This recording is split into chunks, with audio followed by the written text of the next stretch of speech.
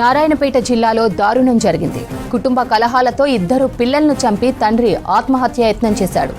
ఈ ఘటన మిరకల్ మండలం పీలేరులో చోటు చేసుకుంది. కుటుంబ కలహాలతో తండ్రి శివరాములు కూతురు రితిక కొడుకు చైతన్యను రాత్రి కారులో తోసేశాడు. తర్వాత పురుగుల మందు తాగి కరెంటు తీగలను పట్టుకున్నాడు తండ్రి. తీవ్ర గాయాలవగా అతన్ని ఆసుపత్రికి తరలించారు. పిల్లల డెడ్ బాడీలను పొలం దగ్గర గుర్తించారు. భార్య కాపురానికి రావడం లేదని మనస్తాపం చెంది ఈ ఘటనకు పాల్పడినట్లు బంధువులు చెబుతున్నారు.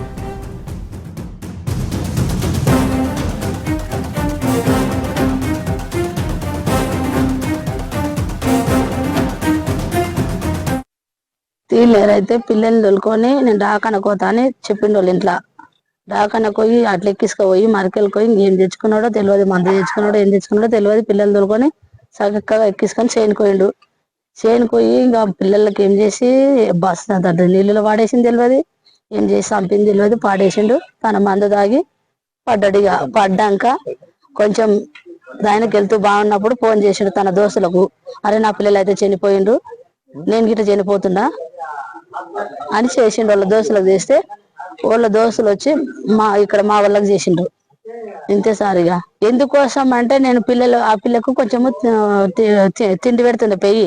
నేను డాకన పోయి మందులు తెస్తాను 8-9కి అంటే ఇట్లే తెలుసు కదా సార్, డాకన 8-9 వరకు పోయారు కదా, అట్లాగానే పోతానని వాళ్ళు ఇంటి వాళ్ళు అనుకొని ఏమనుకుని గప్ప డాకానికి దొరకపోవచ్చు అనుకొని ఇట్లా మర్చినప్పుడు ఇంటికి రావచ్చలేడు. డాకాని చూపించుకొని అక్కడనే డైరెక్ట్ చేనుకి వెళ్ళిపోయిండు పిల్లల్ని ఎక్కించుకొని.